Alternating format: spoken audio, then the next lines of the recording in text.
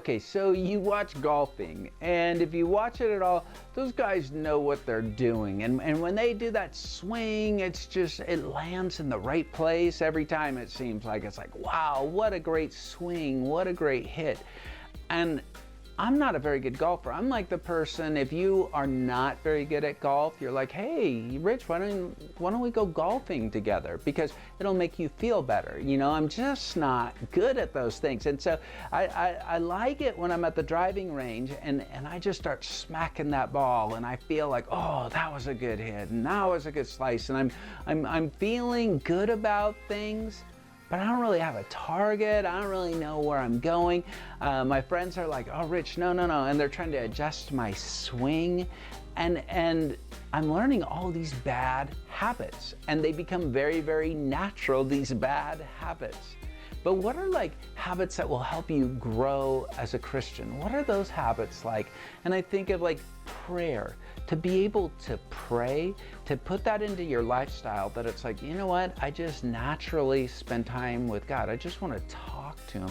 I just want to know Him more, you know, not as like a monologue where I shout out all my demands, but a place where I just say, God, what about you? Tell me who you are, and allowing God to speak. And then we see that also when we start to read the Bible, and you start to make that like a habit in your life, and you're reading God's love letters to you and to His people, and you're realizing, wow, God really has things for me, and He really does have hope for where I'm at, that life is not just some random chance and that somehow maybe we'll get through it and somehow we'll appease God, but that there's really a plan for each of us, and through Jesus. I mean, it's just great. But so it's communication, it's being able to read, and it's able to memorize those things. And you start to realize, wait a second, as I read Proverbs and it's talking about how to live a life, and I'm learning wisdom, it's like, wow, when I'm dealing with things, I can start to respond to it. Like, those are habits that make a difference. And then you think about being a part of community. If you're a part of a church or a small group, people that you can be accountable to, people that you can grow in the Lord and be able to learn from them and to be able to invest into their lives.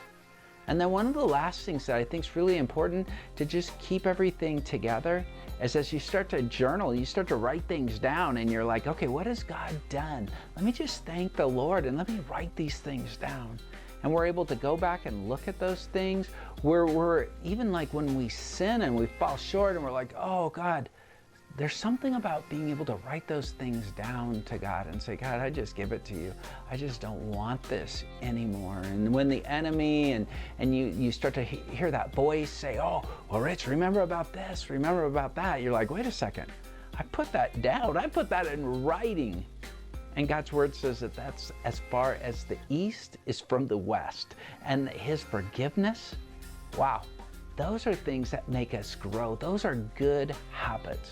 I just encourage you to not just get caught in the bad habits, but to realize that God's got great habits for you. Think about that.